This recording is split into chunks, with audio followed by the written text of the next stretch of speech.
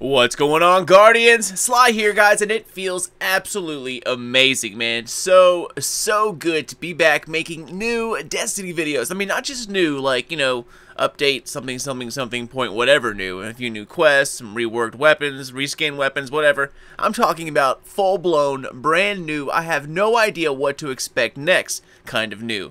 And guys, that's what I've been waiting for a very, very long time. So first off, glad to have you all with me, and thanks for keeping up with my channel. I started a YouTube channel with nothing but Destiny, guys, and Destiny will always be a focus of mine. So hope that keeps you all checking back as we learn new information over the next few months.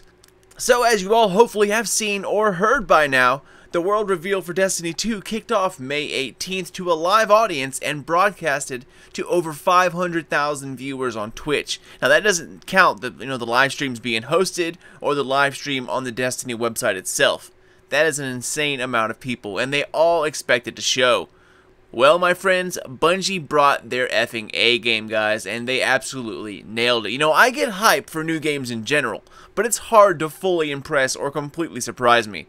But man, I was absolutely stunned at what I was able to see. So if you missed it, guys, I have it up on my channel, commercial free, unedited, in HD. It is an absolute must-watch event. So do yourself a favor and check it out for yourself. Now, I think you will agree that this next installment looks to be the best yet.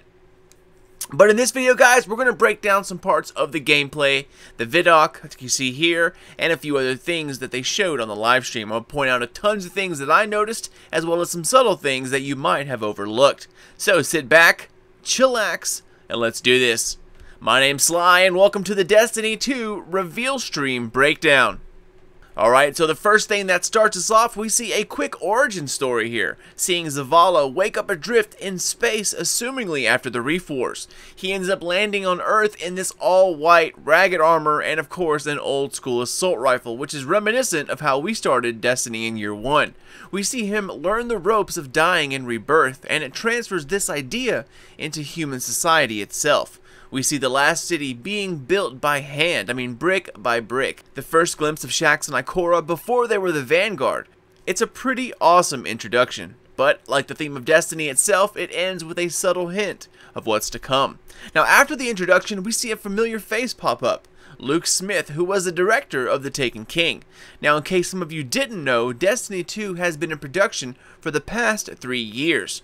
It was led by another dev, but after some shortcomings and Luke's wild success with the launch of The Taken King, Luke Smith was soon put in charge of the entire sequel.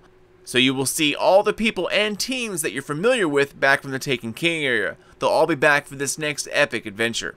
So the first thing we're going to take a look at, guys, is a mission called Homecoming. It shows you all the changes, all the visuals, the music. It dumps all of these new elements right into your lap in an instant. It's a hell of a way to make a statement. Basically saying like, yeah, what's up? This is not Year 1 Destiny anymore. So we start out at Vanguard HQ, and with some worried readings, dead sensors, and then vanishing satellites, the Red Legion is about to attack Earth. As you can see, they're not ready for it at all. Now one thing about this sequel is that right away they do new things, showing supers being used by the Vanguards in cinematics, which has never happened before. It's awesome to see Zavala break out his Ward of Dawn and stop a missile attack from killing everyone in the Vanguard. Shortly after, Cayde drops a few golden gun shots, and then Ikora blinks him to safety after almost getting crushed by some rubble. A few things to notice here is that they are a new Cabal enemy, and they seem technologically superior. They wrap the Traveler in some kind of energy harness, and you'll see what that does here in a second. So after the cinematics and that intro scene, we set foot into first person, our first real steps into Destiny 2. Now right away, guys, you can see a huge difference that this new engine makes. Frames are smoother, much more detail in everything around the tower, even of the fire. The animation is smoother, names and health bars completely different, and especially our HUD. All of it changed, and right off the bat, we have particles all over the place. Rain, water textures, explosions, fire, movement. and not one single frame stutter. So with that being said, that to me makes it look like this is played on the PC for this showing, just to show off, the new graphical improvements to the absolute max. It wasn't stated in the reveal, but Destiny 2 will be locked at 30 frames per second on all of the consoles, even PS4 Pro. However, it will be unlocked with 4K compatibility on the PC, and if you have a wide view monitor, those will also be supported. No word on if Project Scorpio, the next Xbox console, is going to do 60 frames per second, but I'm willing to bet that it will. Hitting 60 frames per second in any kind of PvE activity, especially large open world maps, is extremely demanding. That's why Call of Duty and other games can only boast 60 frames per second in multiplayer, and even then it peaks at 60 frames per second with an average of about 45 to 50 frames. So it's the first big disappointment that we hear about. Now, even though I'm a PC and Xbox man, I was hoping that the PS4 Pro was going to be able to take advantage of its extra horsepower and use it to boost a better frame rate, because even at 900p 60 frames per second, it's better than 1080 at 30 frames any day of the week. So hopefully later down the road they might get that worked out. But I read an interview a few days ago, they said even the PS4 Pro didn't have the horsepower to lock it in at 60 frames per second, especially in the most demanding scenes. In any case, as we move along here, you see the tower is in absolute ruins, and this new Cabal force has the upper hand for sure. They get inserted into combat within these cannonball kind of things that disappear and then reveal the enemy from the inside. The Cabal, they've been overhauled as well. They're bigger, louder, and have new moves, among many other things. As we keep going, we can see that the player radar is bigger than it used to be, but the setup is the same. And our HUD has the same layout, but it looks way different. On top of that, notice our abilities, guys. This Warlock is currently set up with a new subclass and a super move called the Dawnblade.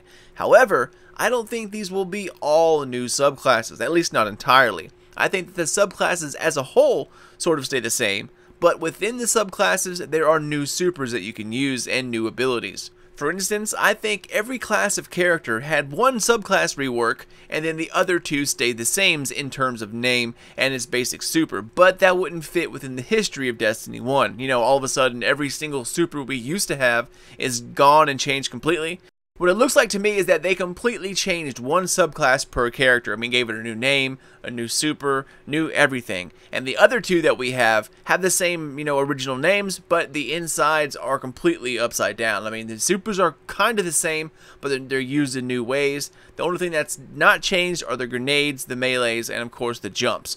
Now, once again, that's all speculation on my part, but from what I've read and seen so far, that lends itself to be true. Anyways, we'll see. So, turning our attention back to the HUD, notice that there are 4 abilities in total within the HUD this time. So, right here, this Warlock is using the new Dawnblade subclass. We have Firebolt grenades, something that looks like Solar Wind, but instead it's some kind of Solar Bloom that triggers like a Firefly effect. And of course, as you can see, he has a super with that sword icon, which is the new Dawnblade super. However, notice the ability to the far right. This is the 4th new ability, and for this particular setup, we have a new ability called Healing Rift. Notice that the Warlock uses grenades, they're on cooldown, then melee, it's on cooldown, super is still charging, but the far right icon is still lit up. Then all of a sudden, boom, we drop down a Healing Rift. Now, I'm willing to bet that this is similar to the rifts from Destiny 1 PvP. If you guys remember the lore, rifts in PvP started off as a Warlock focus drill. And here we see it used in battle for the first time, and how awesome is that, right? Also, from what we know, there are 2 versions of this rift. There's an offensive and a defensive version. Basically, a healing version and then a damage increase version. In any case, we'll hit up subclasses with a little more detail a little bit later. So, as we keep going, take a look at the weapons, guys. Elemental weapons are back and in a big way. In fact, they're no longer called primaries at all. We have 3 weapon slots in your inventory, and the top one, which is the old primary slot, is now called kinetic weapons. Basically, kinetic simply means old-fashioned projectiles only, aka bullets. Now, the secondary slot is a slot called energy weapons. There are tons of different weapons within this category, and to put it into Destiny 1 terms, energy weapons are simply primaries with some kind of element available. So basically what that means is our kinetic and our energy weapons can both be pretty much the same thing. If you wanted, you could have a kinetic scout rifle, which, you know, doesn't have any kind of element to it, and then in your second slot you can have another scout rifle that has like solar or void or, you know, arc. Or you could go to a pulse rifle, you can go to, a hand cannon, a sidearm, and this allows for greater player choice in something for, like, you know, raids or especially PvP. And finally, the last slot is the power weapon slot, and this has seen a huge change. This weapon slot now contains more than just rockets. Fusion rifles, sniper rifles, and grenade launchers, rocket launchers, all of those are part of this weapon bracket. No idea if swords will make a comeback in Destiny 2. They were pretty OP, so I don't know if we're going to see swords back again or not, but we'll have to wait and see. So this is going to put a huge wrench in the way we used to play, and I am absolutely all for it. This is going to change the way we play this game entirely. So as we continue, we see some of these new weapon choices. First, this Guardian here is using a solar energy weapon, which is some kind of an assault style energy weapon, and as we get towards the stairs, Zavala dons it up once again, and then we switch to a kinetic weapon. This time it's a pulse rifle that seems to absolutely do work. And then shortly after, we see a first glimpse of our new power. It starts off with a Titan and a subclass called the Sentinel, basically avoid Captain America. Now what's cool about this is that the shield will lend itself to tanking and protection quite nicely. If it can pull aggro more so than non-supers, then it will be a very, very useful talent to have by your side. The fact that this is also an offensive super as well makes it that much more awesome. Moving along here, we see the Hunter come in next, and his new power called the Arc Strider. He summons a Donatello-like bow manifested from Arc Energy. It's another fast-paced arc attack, definitely bound to the roots of the Blade Dancer. But my favorite, guys, definitely the Dawn Blade.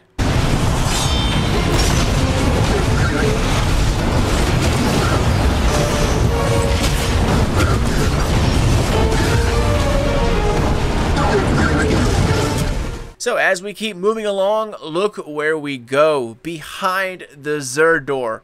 My sweet Jesus, guys, I have been dying to know what's been behind this door for the past 3 years. Like, during the first few months of Destiny, I used to try and imagine what could be behind there and in which DLC it would actually open up for us. It was so gratifying to see what was behind here, guys. You have no idea.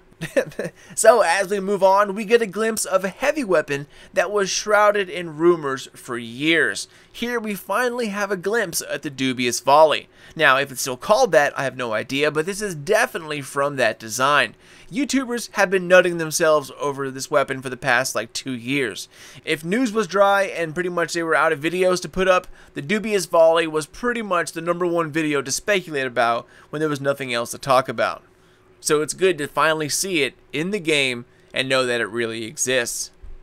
Alright, so as we progress through the market area, we get to see that fourth power in action, the Healing Rift. Notice that we go back to full health as soon as we slam down the rift, and it is confirmed that it works on allies as well. This is going to be a very powerful ability, and the Warlock looks to me like it has the next best super. As we continue on, Amanda Holiday makes an appearance with new CG and much more serious lifelike face. Destiny 2 is supposed to be written with an entirely new engine, and I can definitely tell the difference. Alright, so moving along into this next scene, we're going towards the command ship of the invading fleet, and as we land, we can see the tower where we just came from down below. I mean, the rain, the traveler, the haze, the clouds, the fires, destruction, all of these details, these are very resource-intense graphics here, guys, and to see it look like this without a hitch makes it look amazing, and it shows the true power of this new engine. So as we land on the command ship, we get a look at how the Cabal's Red Legion are delivering their troops, kind of like a behind-the-scene type of look. It looks to be some kind of electromagnetic projection, sort of like a high-tech cannon. The pods that house the enemies race down this track here, and each field propels them faster and faster. Like I said, a nice sneak peek at the type of technology these guys are bringing to the table. Now combine that with the pods themselves, their new helmets, the melee capabilities, weapons, and ships, and you can see why these guys are putting up a hard fight. Alright, so after that, we enter the ship, and all the themes that we know as Cabal play through here as well. The architecture, the size, everything is much larger due to the size of them as well, and it all plays out pretty nicely. Now here we have a pretty good look at a new weapon. It's a Suros energy weapon, and this one is void. It looks to be the pulse rifle type setup. It has the classic Suros sight, and as we have grown to love, the tight grouping of the Suros pulse rifle. We also see a Mass Effect type melee attack coming up here next, which is new for the Cabal. You can see here that this Legionary throws out some sort of either like solid hologram melee weapon, or it's like glowing hot metal. Either way, unfolding a hidden blade and then going for an attack like this is definitely a new move to them. Also, notice how Firefly and Scorch are behaving. The damage and detonation have clearly been improved upon. Now, there used to be a delay between a headshot and a Firefly explosion, and then after that, a slight delay on the damage dealt to whatever is in close proximity to the explosion. Here, though, we see none of that. Each headshot procs it beautifully, and on top of that, the frames are as solid as can be. As we all know, Firefly had the ability to freeze consoles or glitch out the game entirely, especially if 2 or more Guardians had Firefly proc simultaneously. Well, doesn't look like this is going to be an issue at all in Destiny 2. Alright, so as we move along, we see a couple of new things here. The most immediate thing is the new enemy right in front of us, Pashk the Searing Will. Now, the health bar is an orangish red with a yellow line below it. Also, this dude has the Red Legion symbol in the triangle to the far left of his name. Now, as you'll see here in a second, there are different kinds of bosses, I guess you could call them. Not every boss type enemy has a yellow health bar. This time, there are different types. Ultras still have the yellow health bar, normal ads still have the red, and the majors, like the one we see in front of us, are a combination of the two, like an orangish health bar. Also, we see the use of another new power weapon, this time in the form of a grenade launcher, but not just any grenade launcher, an Omolon grenade launcher. You can see the brand right there on the cartridge, which is pretty freaking awesome. Now, I'm curious to see if any other weapon manufacturers have taken off, like, the ones we used to see in SRL, like Daito. Anyway, so as we move along here in our grenade launching spree, we see a couple of Scions pop out, and they have some new tricks as well. Instead of their normal arc shockwave, this time they're throwing some kind of void bomb at us. So it's nice to see that enemies have been upgraded as well. Now, one thing that I don't understand here is that you're going to see a headshot take place, but all of a sudden a perk pops up called On a Roll, and the Guardian bounces into the air. Here, check it out again. Now, on top of that, they are also glowing, and the next kill gives you a ×2 on the left-hand side. What I've been trying to figure out is why it showed up here, but not anywhere else. It's the same primary weapon. Nothing has changed that I can see. The only thing that I can think of is that this weapon gives a bonus for killing Scions, or maybe it's a hidden subclass talent. I don't know, but I'm still trying to figure out what that's all about. So as we progress, we see the grenade launcher simply reap destruction and kill like 15 enemies within a few seconds. This thing is beast. And then immediately after that, we get into another boss called Brand the Unbent Blade. As you can see, this guy looks different from the last, and he is an Ultra, if they're still called that. Now this is a pretty neat fight because it tells us quite a bit. First, look at his symbol to the left. That right there makes me believe he's an Ultra, but also notice he has a yellow health bar. The smaller boss we fought before had an orange bar, and normal ads of course have red, so it kind of shows a new pecking order. Well, at least so far. Also, as we fight him here, notice that we have a grenade launcher equipped, yet somehow we pull out a Gatling gun and go to town. So how is that possible? Well, it goes to show you that these new weapon slots are very literal. When they mean kinetic weaponry, they really mean any kind of weapon that shoots plain bullets. And this is a perfect example. A mini Gatling gun like this is just a machine gun that shoots an ass load of normal bullets. So this opens up loadouts to a whole new level. You can create specialized characters meant for heavy DPS, ad control, defense. Add to that the new supers we're going to have, and that means there's tons of choices here that weren't even possible in Destiny 1. So as we keep going, you're going to see the player controlling the Guardian get a little slack in his defense, and he gets his health bar down near death. Well, this is completely done on purpose. They wanted to show you that once you have your Dawnblade active, you can actually heal yourself by taking down the enemy with the Dawnblade. But notice that you only heal yourself to half health, because as you see, he kills the boss with the Dawnblade after that, and it doesn't fully heal him until his recovery kicks in a little bit later. And speaking of taking things down, the Gatling gun basically tickled this guy, but the Dawnblade absolutely just destroyed him. So far, this new super seems to totally be where it's at.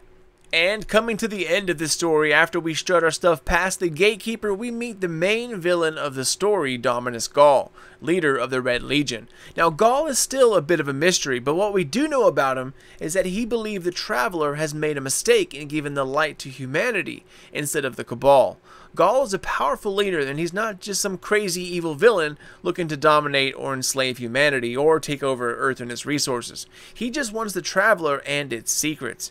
He has incredible technology, he's smart, powerful, and he has his shit together.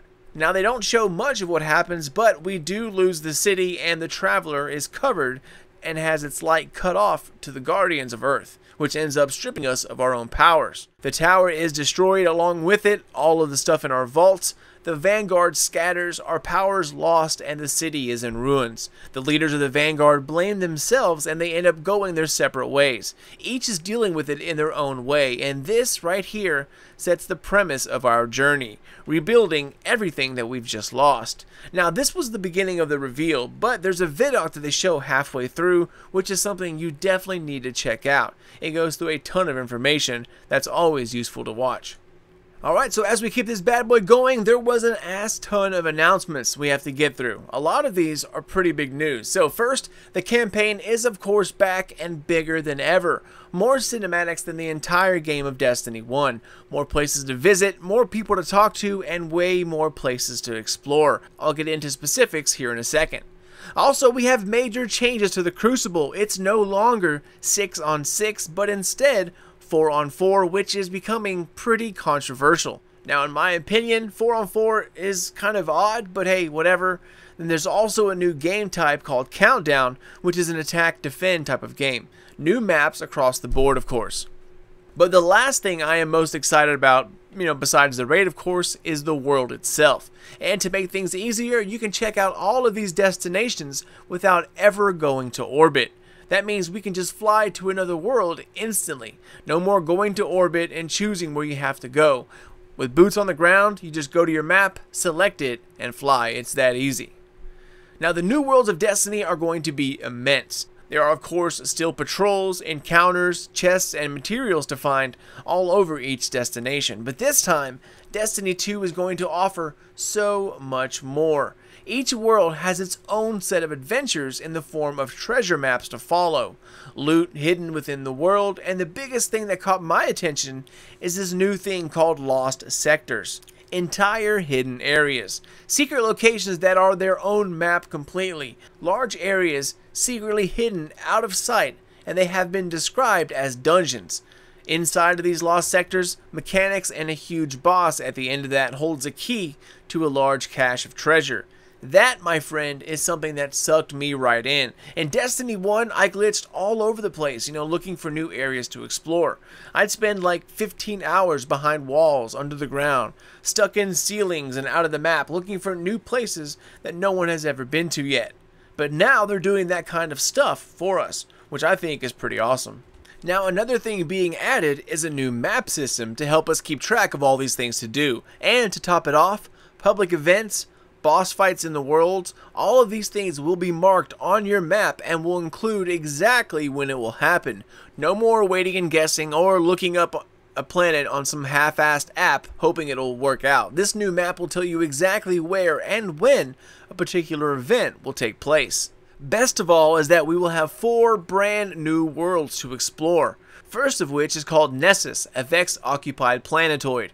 It has been turned into one of its, like supercomputer machine worlds. It has this beautiful natural red foliage mixed with odd Vex tech everywhere. After that, we have Saturn's largest moon, Titan, which is a moon filled with methane oceans.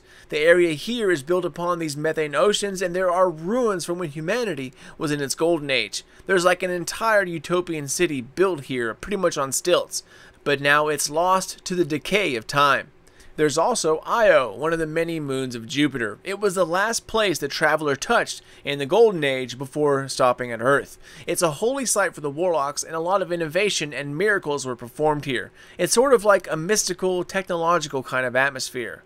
And of course, our last stop is Earth, complete with a huge section of the European Dead Zone, which is the largest map Destiny has ever created. Twice the size of Mars. Each location has these, hidden areas, public events, loot crates, treasure chests, lost sectors, those dungeons, I mean everything in each area. This is going to be an absolute blast to get to know. Now within the European Dead Zone, humanity has a new settlement, which is going to be our new home base, a new tower if you will. It's where we start over in our journey and go behind to rebuild our strength and our civilization. Now I don't know about you all guys, but this lost sectors have me pretty amped up. Hopefully they're not some, super easy to find place where you can just waltz in and take a ton of loot. I'm hoping for some kind of, insane challenges, some kind of crazy jump puzzles and hidden areas that actually you have to go out and it's pretty hard to find. Oh, and did I mention there will be tanks to drive? Tanks. Who doesn't like driving a tank? Nobody. Alright guys, so as we get towards the end, the reveal talks about the community in which Destiny has evolved into. It started with a few people in the original Destiny, and as the game grew, so did the community. Clans are now a huge part of Destiny. And being so, clans are going to be built directly into Destiny 2. We'll have clan chat, clan leaderboards, clan achievements, even a clan tag or nameplate that you can make specifically for your clan and only your clan can equip, which is pretty freaking awesome. M.E. Chung goes on to say that 50% of Guardians weren't ever able to do nightfalls or raids due to not being able to access enough friends or the lack of matchmaking. So while matchmaking is not really being introduced to raids, there is a new program that introduces solo players looking to do raids or nightfalls, and it's called Guided Games. Clans can list themselves as sort of like a welcoming party for solo players, or perhaps two. If you're a solo player, you can browse the list of clans and read all about that clan to get a sense of what they do, how they play, who they are, and what they're looking for. Once you find the right clan that fits your style, you can select them. Or on the flip side, if you're a clan and your 6th ends up bailing out at the last minute, you can list your clan on Guided Games to find a 6th for you. It's built right into Destiny 2, so no invites or looking up people. It all happens within the game. And as you can see here, if you're a clan, you can help guide a 6th player. So if 5 of you are launching in, you would select Guide. If you're solo, however, you would select Seeker. Now the menu you're looking at here is actually built for the Nightfall, but they both work the same way. And take a look at some of these selections while we're here. There's a normal Nightfall and then a heroic Nightfall. On top of that, we can see our first new set of modifiers. We have momentum and something called time warp anomalies. So I wonder what the differences are between normal and heroic Nightfalls. Either way, I can't wait to find out. Now the only thing I'm not liking about this is that they are making this seem like a Sherpa service. I mean, usually when I'm raiding, I'd like to find someone with, at least a little bit of experience. With this, you have no idea who's really joining. With Nightfalls, it's not a big deal. However, Hard Raid is another beast entirely. So we'll see how helpful this service really is. But on top of this, clans will end up changing a lot of different ways. First off, they're going to have clan ranks, clan progression, and even clan rewards. There are tons of changes coming to how you and your clan will play Destiny together. Also, take a look at this ship right here, guys. How sweet is this, right? Completely different than any ship in Destiny 1. And a little further forward, they show you guys a few more ships, which all look pretty sick in my opinion. So, as the reveal comes to a close, the last thing they go over, the official gameplay trailer for Destiny 2, which I have also uploaded if you wish to check it out. But you can also just as easily find it on Bungie's YouTube channel as well. Alright guys, and the final announcement of the day comes from the CEO of Activision, and it has to deal with the PC. Now there's been a lot of speculation behind this, but the PC version is going to be available on the same client you can use to download the World of Warcraft and StarCraft, which of course is Blizzard Entertainment's Battle.net. Now there have been rumors that the PC version of Destiny 2 will not be available on September 8th. It's going to be released later on in the month. Now to me, that does not make any sense. If it releases, then it's supposed to come out on all platforms that day, I mean, this is Bungie's first big PC release since making Destiny. There's no way they would screw it up like that. But then again, you never know. So keep your eyes and ears tuned out to more PC news in Destiny 2 because I'm sure there will be a lot more in the days to come. But that about sums up the reveal stream, ladies and gentlemen. Like I said before, it's worth watching for yourself as it captures the feeling and the anticipation and excitement perfectly. But that's it for me, y'all. As always, thank you all so much for watching and for checking out my channel. Keep it here for more Destiny 2 videos incoming until it releases, and then many, many more guides and videos when it finally drops in September. And I hope to see each and every one of you when that happens. Feel free to hit me up on Twitter or Facebook, Sly Nation or Sly Nation Gaming. It's the best place to see new uploads as well as anything Mass Effect and Destiny related. Keep an eye out for more videos coming out in the near future, but until then, this is your boy Sly, and I will check you all next time.